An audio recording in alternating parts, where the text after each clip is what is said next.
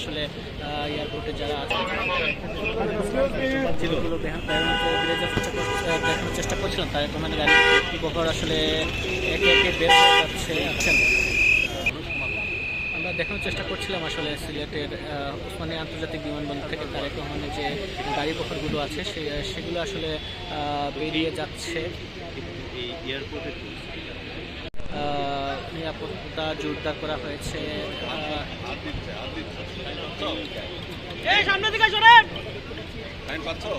আমরা যেমনটি দেখানোর চেষ্টা করছিলাম আসলে তার গাড়ি বহরটা, তিনি আসলে হাত মেরে আসলে এয়ারপোর্টে যারা আছেন তাদের সাথে তাদেরকে আসলে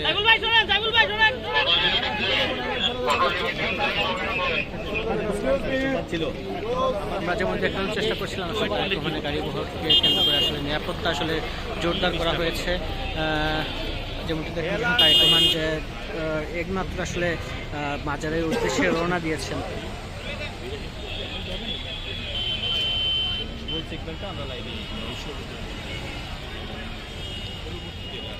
দর্শক, আমরা আছি এখন সিলেটের হযরত শাহজালাল ওসমানী আন্তর্জাতিক বিমানবন্দরে। যেমনটি আপনারা দেখতে পাচ্ছেন আসলে তারেক রহমানের যে গাড়ি বহরগুলো রয়েছে সেগুলো আসলে বের হয়ে যাচ্ছে। দীর্ঘ 21 বছর পর আসলে তিনি সিলেটে এসেছেন এবং সর্বশেষ 2005 সালে তিনি দলের যুগ্ম মহাসচিব থাকাকালীন সিলেটে এসেছিলেন। তার আগমনকে কেন্দ্র করে কিন্তু পুরো সিলেট জুড়ে কিন্তু নিরাপত্তার চাদরে ঢেকে দেওয়া হয়েছে। আমরা যেমনটি জানি কয়েক স্তরের নিরাপত্তা, আমরা যেমনটি শুনেছি 6 স্তরের নিরাপত্তা ব্যবস্থা আসলে রাখা হয়েছে।